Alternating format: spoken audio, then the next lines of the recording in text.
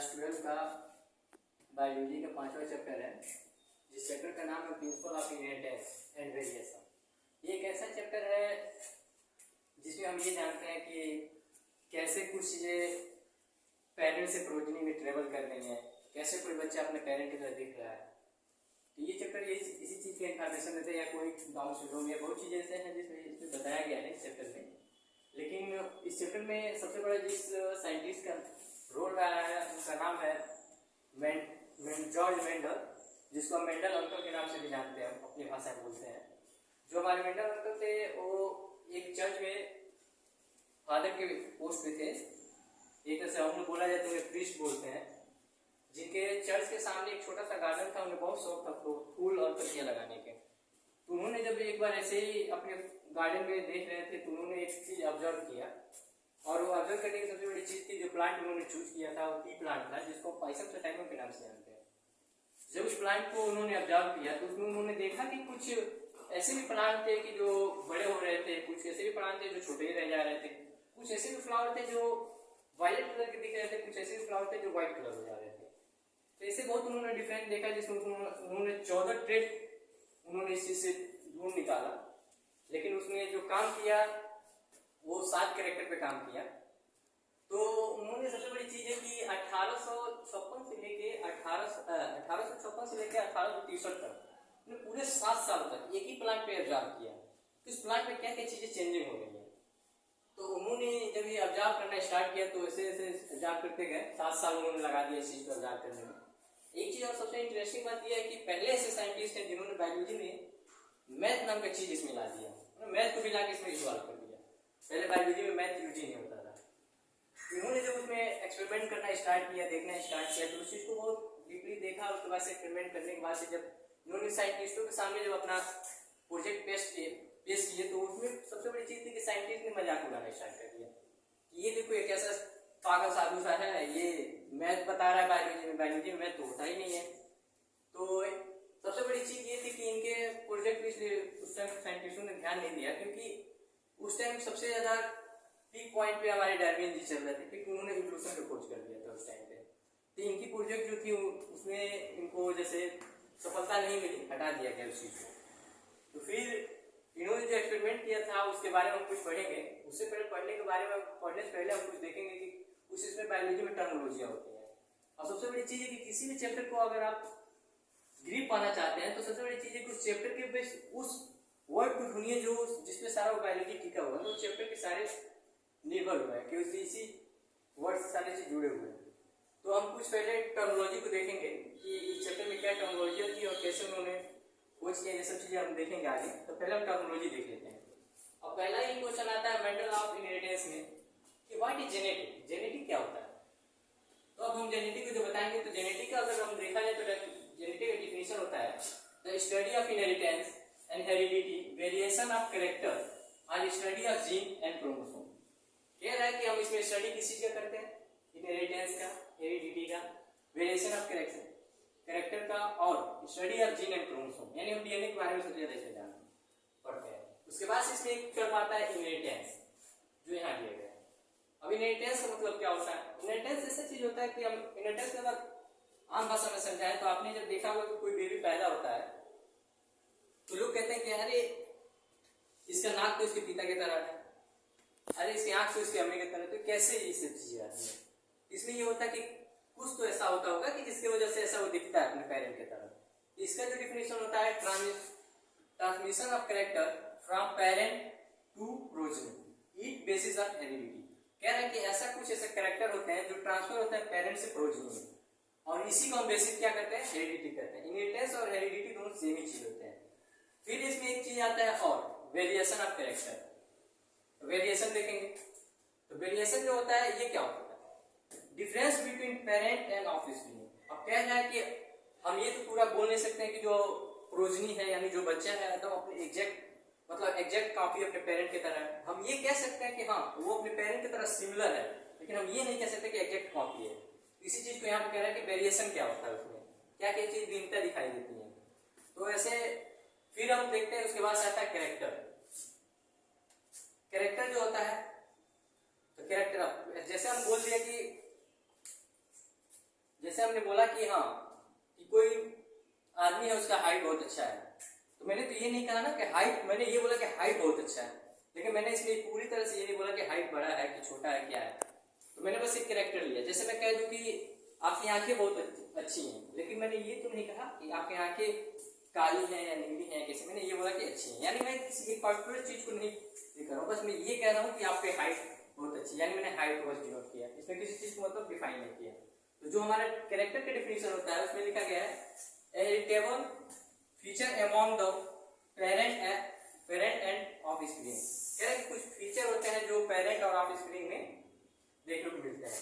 जैसे हम इसमें एग्जांपल ले लें आई कलर और हाइट। मैंने हाइट की जो बात की, फिर इसमें आता है ट्रेट। अब ट्रेट क्या होता है? अब ट्रेट होता है कि द वेरिएशन ऑफ कैरेक्टर, हमको जो एक उसमें वेरिएशन देखने को मिलता है कि पेरेंट का। अब मैंने जैसे बोल दिया कि आपकी हाइट अच्छी है, वो तो कैरेक्टर हो गया, लेकिन मैंने आपको ये कह दिया कि आपकी हाइट लंबी है या मेरी हाइट छोटी है, इसका मतलब क्या हुआ? मैंने अब इसमें ये बता दिया कि आप टाल हैं कि मैं ड्वार्फ हूं। अब ये चीजें मैंने इसको डिवाइड कर दिया है। अगर मैं कैरेक्टर को डिवाइड कर रहा हूँ, उसको दो भाग में तोड़ा हूँ, ये लंबा और छोटा, ये चीजें ट्रेट में आती है। अगर मैं इसको एग्जांपल दूं कि आप कैसे समझेंगे कि ये ट्रेट और कैरेक्टर में क्या अंतर होता है, इसी में ज्यादातर बच्चे फंस जाते हैं, ये ट्रेट और कैरेक्टर कैसे अलग अलग है। तो मैं अगर लिखता हूं यहाँ पे हाइट, अगर मैं हाइट लिखता हूं, ये तो मेरा कैरेक्टर हो गया। अगर मैंने कैरेक्टर को डिवाइड किया तो मैंने यहां लिखा टाल और यहां लिखा ड्वार्फ।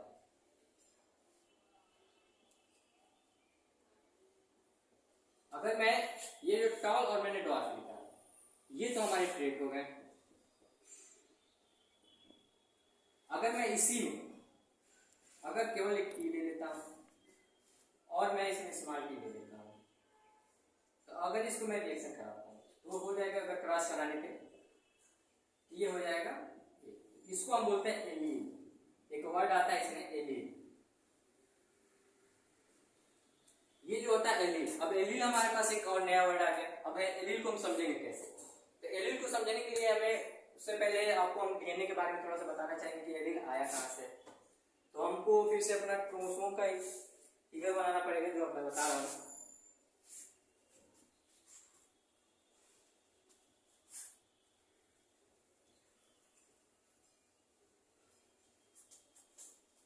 इसको बताने के लिए मैं एक क्रोमोसोम बनाता हूं जो डीएनए का एक पार्ट है।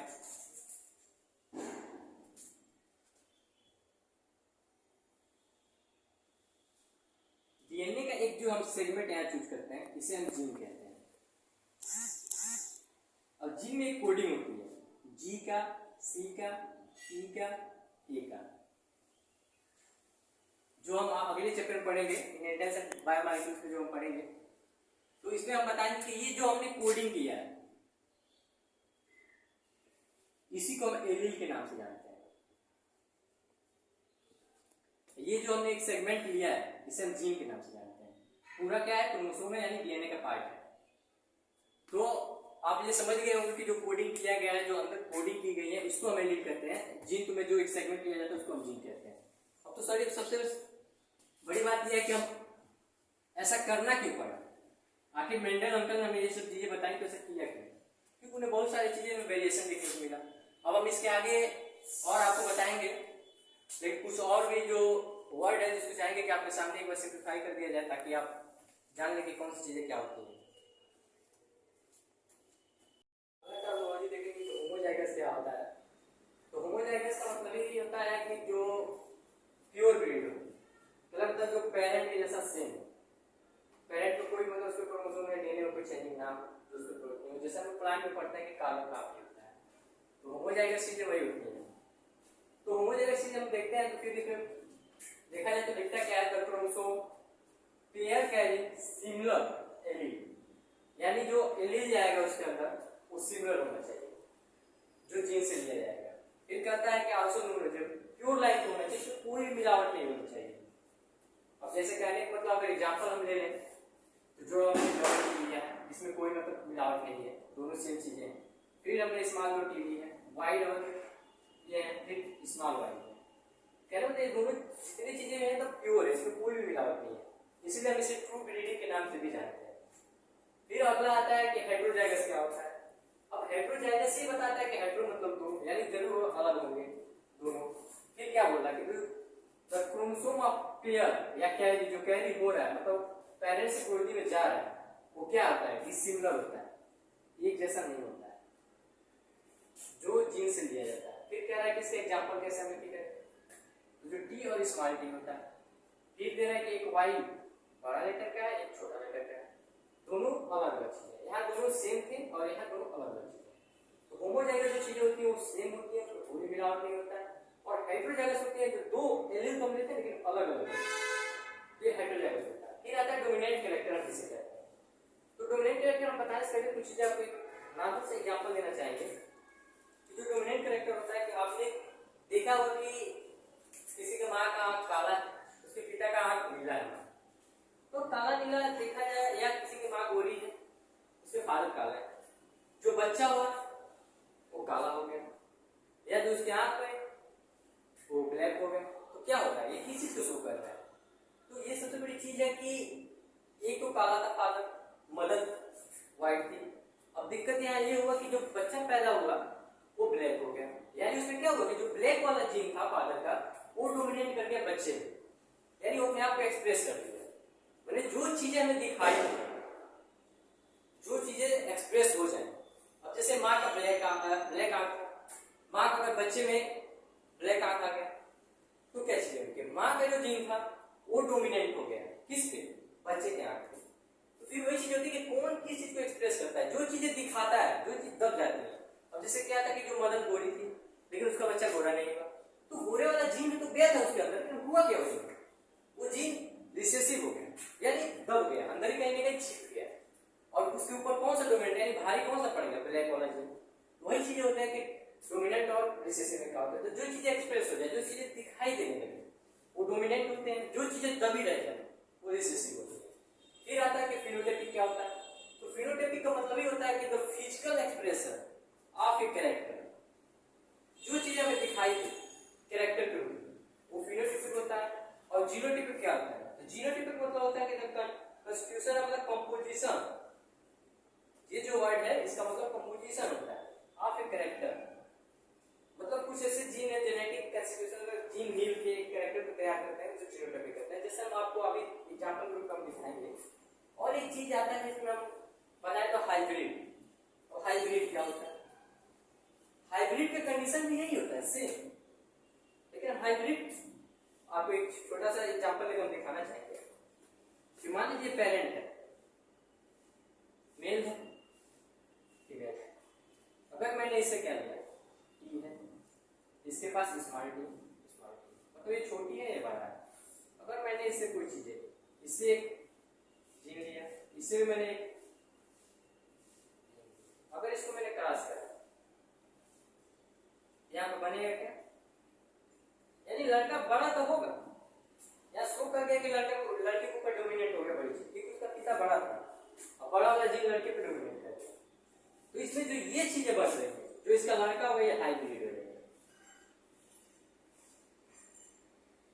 जैसे हम लोग धान या गेहूं की खेती करते हैं, उसमें हम लोग देखते हैं कि लोग कहते हैं कि मैं तो हाइब्रिड का बीज लाया। इसका मतलब क्या होता है, हाइब्रिड का मतलब होता है कि कुछ प्लांटों में से चीजें देखी गई हैं कि कुछ ऐसे भी पौधे होते हैं जो तो जैसे उनकी ग्रोथ होती है बहुत अच्छी होती है, लेकिन जो उसमें फली लगती है वो उतना अच्छा नहीं लगता है, लेकिन उसमें बीमारियां कोई नहीं होती है, लेकिन फल जो दे रहा है वो अच्छा नहीं दे रहा है। लेकिन कुछ ऐसे होते हैं जिसमें बीमारियां तो लग रही है लेकिन उसका फल बहुत अच्छा हो रहा है, उसमें ज्यादा मुनाफा हो रहा है। तो दोनों को क्रॉस कराया जाता है ताकि जिसका जो अच्छा कैरेक्टर है उसको हम लोग निकाल दिया जाए। तो जब उसको क्रॉस कराया जाता है तो क्या होता है, जो एक तो अच्छा ग्रोथ हो रहा था वो वाला जीन आ जाता है, और एक जो बीमारी से लड़ने वाली जीन होती है ये चला गया अच्छे वाले से, क्योंकि इसमें बीमारी लगा नहीं था, अच्छा वाला जो था, एक में बीमारी लगा था लेकिन फली उसकी अच्छी थी। तो इस चीज को जब हम क्रॉस कराते हैं तो हाइब्रिड तैयार होता है, जिसमें क्या होता है ग्रोथ भी अच्छा होता है, ग्रोथ जिसमें अच्छा हो रहा था उसका जीन आ जाता है, और एक जो होता है जिसमें फली अच्छी हो रही थी वो फली वाला जीन इसमें अंदर आ जाता है। तो इसमें अंदर दोनों कैरेक्टर आ जाते हैं, तो दोनों के बेस्ट कैरेक्टर आते हैं, तो जो बेस्ट कैरेक्टर बनता है उसी को हम हाइब्रिड के नाम से जानते हैं। अगर हम हाइब्रिड के बारे में और कुछ जानना चाहेंगे तो अभी आगे हम देखेंगे कि हाइब्रिड में क्या क्या चीजें हैं, लेकिन तो इसके आगे हम बताने से पहले तो आगे तक का जो नियम है वो बता दे रहे क्या क्या उन्होंने कैरेक्टर दिया था और क्या क्या हमें स्टूडेंट ने बताया कि सर वीडियो बंद हो गया है उसमें तब जाके मैंने रिटर्न वीडियो बना दिया। तो मैं टेस्ट क्रॉस बता चुका था, लेकिन फिर भी बता दे रहा हूँ टेस्ट क्रॉस होता क्या है। तो टेस्ट क्रॉस में जो होता है कि F1 जनरेशन में हमें मिला क्या था, फिर एक हम क्या लेंगे पैरेंटल से, डॉट पैरेंटल में किसी चीज रिसेसिव वाले यहाँ से ना कि डोमिनेंट का शुरुआत होता है कि कैसे किसी चीजों की खोज हुई। तो जिसमें अब मेंडल जी ने हमारे जो इसमें एक्सपेरिमेंट किया था, उन्होंने क्या क्या कैरेक्टर लिया था और क्या क्या चीजें ये चीजें देखी जाएगी। मैंने जितना भी टर्मिनोलॉजी था इसमें का मैंने सारी चीज डिस्कस की ताकि आपको कम से कम इस चैप्टर में 60 या 70% की ग्रिप बन जाए, ताकि हमें इस चीजें पढ़ना क्या है। तो अब अगला यहाँ से देखा जाए तो सही मायने में चैप्टर स्टार्ट होता है। तो अब हम यहाँ पढ़ेंगे कि मेंडल जी ने क्या क्या चीजें खोजी, कैसे की, क्या क्या उन्होंने ला दिया। तो हम स्टार्ट करते हैं यहाँ से। फिर देखते हैं जो कैरेक्टर, तीन चीजें उसमें देखा, कौन सा डोमिनेंट है कौन सा रिसेसिव है। कैरेक्टर क्या क्या लिया उन्होंने, स्टेम हाइट, फिर उन्होंने फ्लावर का कलर कैसा है, फ्लावर का पोजीशन क्या है, फिर उसमें पोड का कलर क्या है, पोड का शेप क्या है, सीड का कलर क्या है और सीड का शेप क्या है। उन्होंने लिए 7 कैरेक्टर दिए थे, ये जो आपके सामने दिख रहे हैं, ये जो दिख रहे हैं आपके 14 ट्रेट हैं।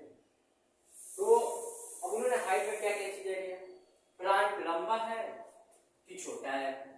फिर उन्होंने एक चीज और देखा, प्लांट का जो फ्लावर है, जो उसमें फ्लावर लगे हैं, तो फ्लावर में उन्होंने ये देखा कि वायलेट कलर का है कि व्हाइट कलर का है, क्योंकि उन्होंने 2 फ्लावर इसमें चूज किए थे।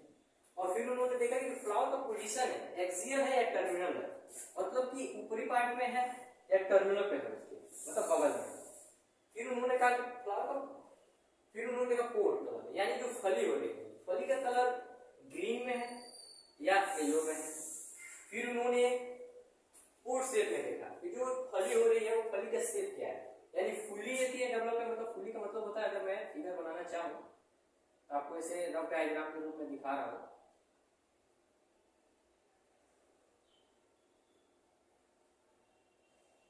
ये जो हुआ फली, फिर से फुली हो गया। फिर उसमें कंस्ट्रक्टेड देखा, मतलब जो फली का आकार है कुछ ऐसा तो नहीं है। फिर उन्होंने पोजीशन एक और चीज देखा, फिर उसमें सीड का कलर देखा, तो सीड येलो है कि ग्रीन है। येलो जो सीड होता है जिसको हम लोग खाते हैं, नॉर्मली हम लोग उसको कबली मटर के नाम से भी जानते हैं यहाँ अपने क्षेत्र में। फिर एक ग्रीन जो हम लोग ग्रीन मटर हम यूज करते हैं पनीर होने के चीज में। फिर उन्होंने देखा कि सीड शेप कैसा है, इसका मतलब दम गोल है या कि रिंकल्ड है, यानी झुर्रिया तरीके से। फिर उन्होंने इतना जब एक्सपेरिमेंट उन्होंने कर लिया, फिर उन्होंने सबसे बड़ी चीज है कि इस चैप्टर में पढ़ना क्या है, कितना पढ़ना है, ये चीज हम देखेंगे पहले। तो हमें इसमें टाल के बारे में पढ़ना है, मतलब स्टेम के बारे में, हाइट के बारे में पढ़ना है, उसकी हाइट कितनी है। फिर हमें इसके फ्लावर के बारे में पढ़ना है। फिर इसमें फ्लावर पोजीशन के बारे में इसमें नहीं पढ़ना है, बस इतना ही दिया गया है यहाँ। फिर से फ्लावर पोजीशन नहीं पढ़ना है, पोड कलर यही तो यहाँ नहीं पढ़ना, बस इतना ही पढ़ना था इन दोनों को। फिर बच रहा है पोड शेप, ये भी नहीं पढ़ना है इस चैप्टर में। बस ये 3 चीजें हमें चैप्टर में नहीं पढ़नी है, क्योंकि ये 3 चीजें बस यही जिक्र की गई हैं, क्या क्या उन्होंने किया था। इन 3 चीजों के बारे में एनसीईआरटी में कहीं भी कुछ मेंशन नहीं किया। आगे आप पढ़ेंगे। फिर हमको क्या पढ़ना है, सीड कलर, सीड का कलर कैसा है इसके बारे में पढ़ना है। फिर हमारा शेप कैसा है इसके बारे में पढ़ना है। तो हम अगला आगे बढ़ने से पहले अब ये हुआ कि हाँ ठीक है, अब इन्होंने कौन कौन से लाभ लिए। तो ला पढ़ने से पहले ये देख लेते हैं किसको किससे डिनोट करते हैं। जो हमारे एनसीईआरटी में कुछ चीजें दी है जिसको कैसे हम डिनोट करते हैं, तो टाल को पहले देखते हैं। इसको हम कैपिटल टी इसको हम स्मॉल टी से डिनोट करते हैं। फिर आता है हमारा वायलेट कलर। तो वायलेट कलर जब हम देखते हैं तो वायलेट कलर को हम डब्ल्यू से देखते हैं, इसको कैपिटल डब्ल्यू, इसको स्मॉल डब्ल्यू से डिनोट करते हैं। फिर हमें क्या पढ़ना है इसमें, कलर के बारे में। तो हम कलर को किस में डिनोट करते हैं, कैपिटल वाई। फिर इसको हम ग्रीन स्मॉल वाई, यानी रिसेसिव कैरेक्टर। फिर अब झुर्रिया वाली चीजें में देखना है कि राउंड है कि क्या है। तो इसमें जो हमको देखना है कैपिटल आर, हमको इसमें देखना है स्मॉल आर और स्मॉल आर। हमें पढ़ना बस इसी चीज के बारे में। जितना भी एक्सपेरिमेंट हमें दिखाया गया है एनसीईआरटी में, बस यही चीजें दिखाई गई है। कुछ इसके एक्सेप्शन है, हर बायोलॉजी का नाम ही एक्सेप्शन होता है कि जब भी हम पढ़ते हैं तो बायोलॉजी में एक्सेप्शन आते ही आते हैं, क्योंकि हम पूरा फुल नेम बता ही नहीं सकते। इसके कुछ एक्सेप्शन है, वो भी हम आगे पढ़ेंगे। तो पहले हम इसको लिंक कर लेते हैं, फिर आगे हम बताते हैं कि इन्होंने लॉ कौन सा दिया।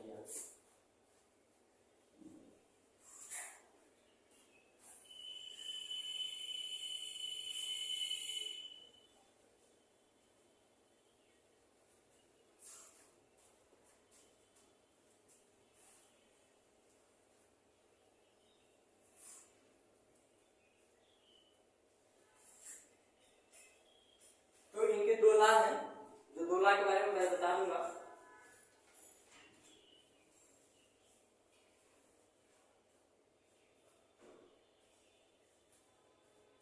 दो लॉ कौन कौन से मैं आपको बताता हूं। पहला है लॉ ऑफ सेग्रीगेशन और लॉ ऑफ डोमिनेंट।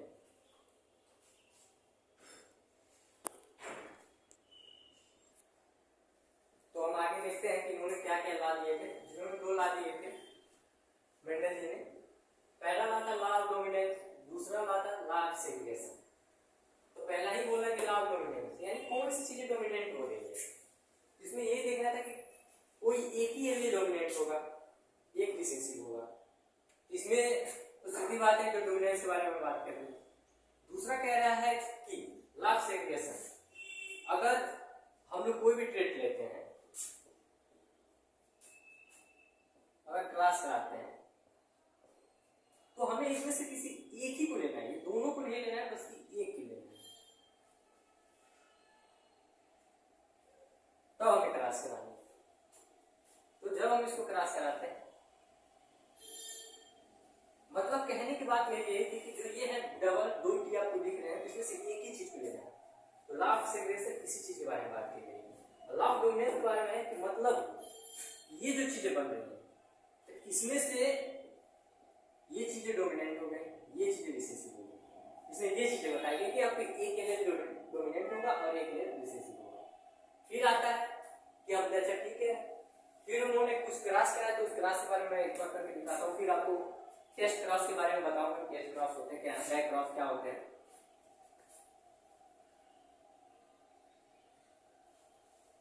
तो उन्होंने क्या किया, जब एक्सपेरिमेंट किया तो उन्होंने एक टाल और एक डॉट प्लांट किया,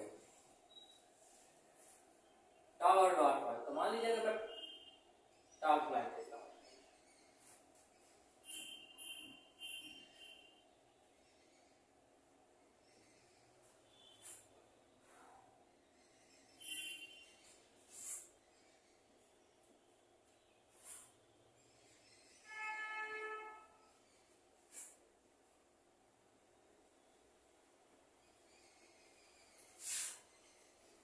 इसे हम गैमेटोफाइट करते हैं।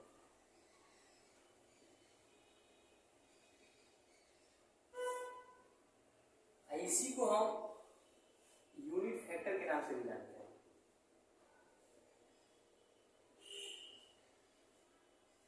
इसी को हम गैमेटोफाइट भी कहते हैं, इसी को, क्योंकि यहाँ पे गैमेट बन रहा है। आप जब ह्यूमन रिप्रोडक्शन पढ़े होंगे तो उसमें भी बताया गया होगा कि कैसे गैमेट फॉर्म होते हैं। तो ये जो एक चीज है, इसी को एक यूनिट फैक्टर कहते हैं, और ये है जो गैमेटोफाइट के नाम से जाना जाता है। जब हमने इसका क्रॉस कराया तो क्या देखा,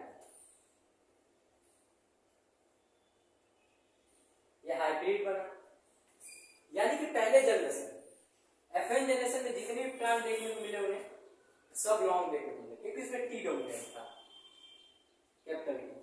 तो पहले जनरेशन का जो F1 जनरेशन था उसमें सारे के सारे प्लांट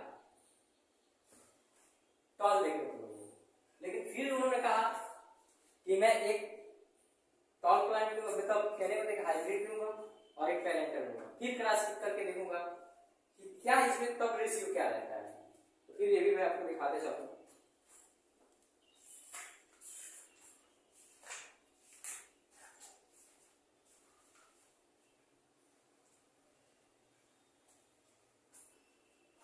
अब कहने मतलब कि इसका हमें सेल्फिंग कराना है, तो फिर एक और क्लास में दिखा देता हूँ आपको।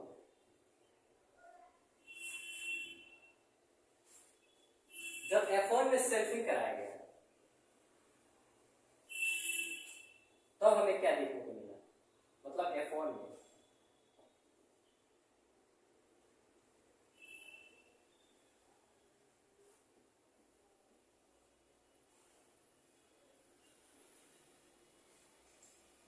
क्योंकि यहाँ दो चीजें अलग अलग है, इससे दो गैमेटो फॉर्म हो गए हैं। अगर एक होता, दोनों सेम होते तो एक ही फॉर्म होता। इस चीज का जरूर आप ध्यान रखें। जब इसको हमने क्रॉस कराया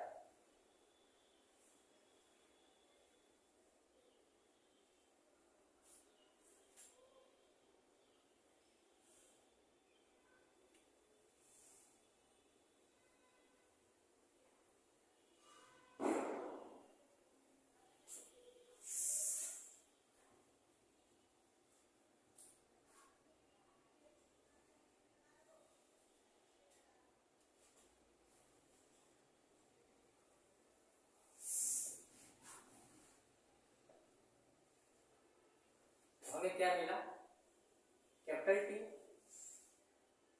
कैपिटल टी, फिर हमें क्या मिला, कैपिटल टी स्मॉल टी, फिर हमें क्या मिला, कैपिटल टी स्मॉल टी, फिर हमें क्या मिला, स्मॉल टी स्मॉल टी। तो अब कहने का मतलब ये देखना है, ये भी टाल, ये भी टाल, ये भी टाल, एक दो आर। जब हमने सेल्फिंग कराया देखा गया कि एक रिसेसिव ट्रेड जो था इसमें वो भी यहाँ एक एक्सप्रेस कर रहा था, पेरेंटल के फॉर्म में आ जा रहा था। तो इसका जो हमने रेशियो निकाला, फिनोटाइपिक रेशियो, तो फिनोटाइपिक रेशियो हम निकालेंगे तो क्या होगा, हमको क्या दिखाई दे रहा है,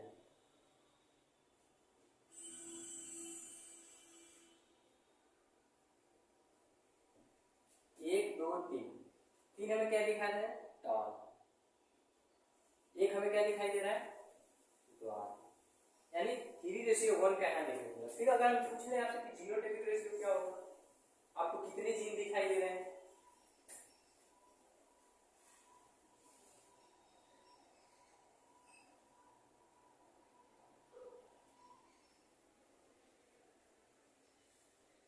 एक तो यहां से बनेगा, ठीक, और ये दो एक है, तो दो तो यहां हो गए और एक यहां से। हमको रेशियो कितना है, 1:2:1। तो देखा जाए तो फिनोटाइपिक रेशियो 3:1 आ रहा है और जीनोटाइपिक रेशियो देखा जाए तो 1:2 आ रहा है, 1:2:1 आ रहा है। ये तो हमारे मेंडल जी का एक्सपेरिमेंट है जो मैं आपको बताया हूँ, जो एनसीईआरटी में दिया गया है। आप एक बार एनसीईआरटी जरूर देख लें कि एनसीईआरटी में क्या चीजें दी गई हैं। एनसीईआरटी मोस्ट इंपॉर्टेंट है नीट के थ्रू, क्योंकि नीट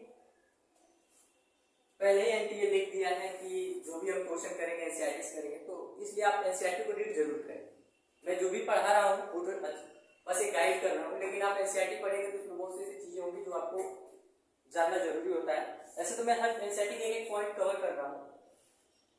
फिर से और एक टेस्ट क्लास, अब हम देखेंगे कि टेस्ट क्लास क्या होता है। टेस्ट, तो मैं टेस्ट क्लास के बारे में बता रहा था, लेकिन बाद में मेरी वीडियो लिंक कर जा रही है, पता नहीं क्यों ऐसा हो रहा है।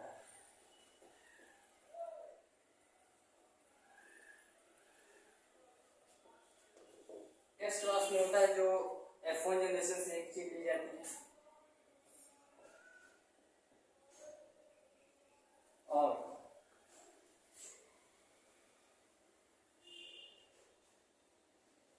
रिसेसिव पेरेंट ली जाती है। रिसेसिव पेरेंट में क्या होगा, स्मॉल टी दोनों बीच में क्रॉस कराएंगे,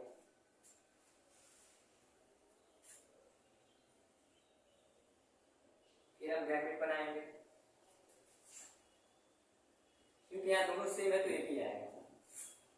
जब हम इसको क्रॉस कराएंगे, कैपिटल टी स्मॉल टी और स्मॉल टी, तो दोनों का फिनोटाइपिक रेशियो होगा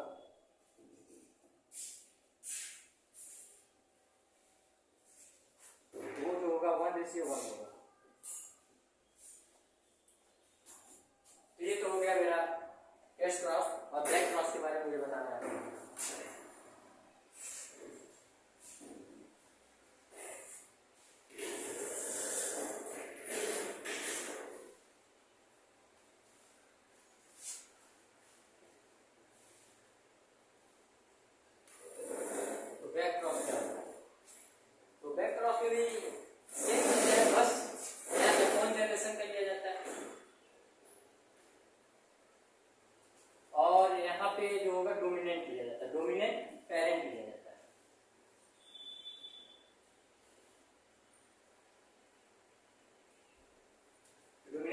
कौन सा था, ये वाला था। अगर हम इसको गैमेट बनाते हैं,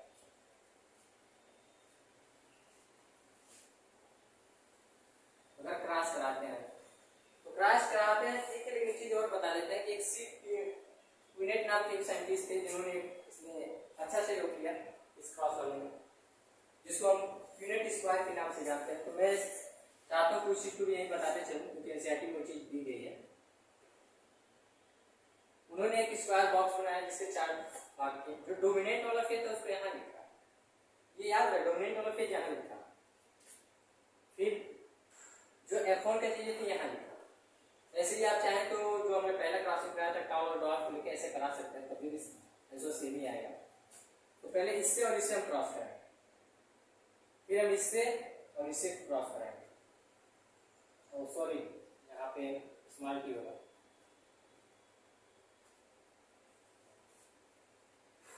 तो जब हम इसको और इसको क्रॉस कराएंगे क्या होगा, फिर हम इसको क्रॉस कराएंगे, तभी बात क्या हुआ, फेनोटाइपिक रेशियो 1:1 ही आएगा बैक क्रॉस। तो बैक क्रॉस का सबसे बड़ी चीज है याद रखने के लिए, F1 को किसके साथ रेट कराना है।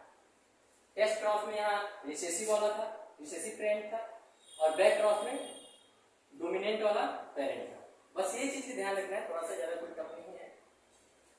और बाकी मैं अब इसके आगे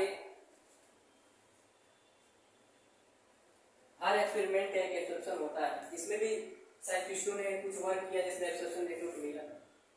तो मेंडल साहब ने तो देके चले गए थे, उनके बाद से जब उन्होंने दिया, जिंदा थे तो उन्हें अवार्ड दिया नहीं गया। बाद में उनकी रिसर्च को फिर रीडिफाइन किया गया, रिसर्च किया गया, तो उसमें साइंटिस्टों ने देखा कि नहीं, जो मेंडल साहब ने बातें बताई थी वो बातें सही थी। फिर उसमें कुछ उन्होंने देखा कि कुछ चीजें एक्सेप्शन भी है कि उन्होंने जो बताया था सब फॉलो नहीं हो रहा था कुछ चीजों में, जो एनसीईआरटी में एक इनकम्प्लीट डोमिनेंट के नाम से लिखा गया है।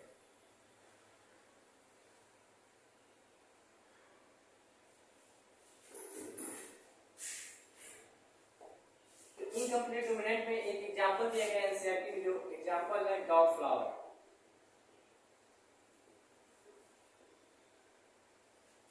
इसमें ये चीजें देखी गई, जो साइंटिस्ट ने दिया, इसका रेड फ्लावर दिया और व्हाइट फ्लावर दिया। तो रेड को आर लिया, इसको स्मॉल आर और स्मॉल आर, दोनों के बीच में जब क्रॉस कराया गैमेट बना के, तो क्या देखा, यहां तो फ्लावर रेड होना चाहिए क्योंकि आर डोमिनेंट, लेकिन यहां देख लो कि ये मिला कि यहां रेड फ्लावर नहीं बल्कि पिंक फ्लावर हो गया।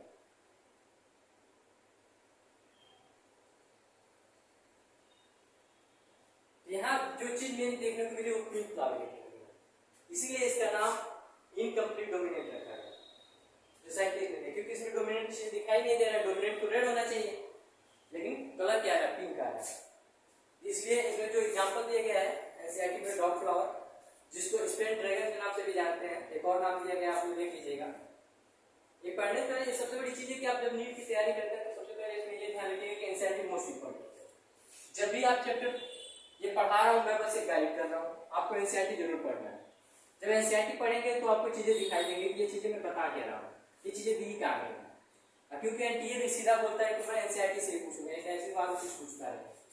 और इस बार जो पेपर 2022 का बना था उसमें एसएसएन डाला था,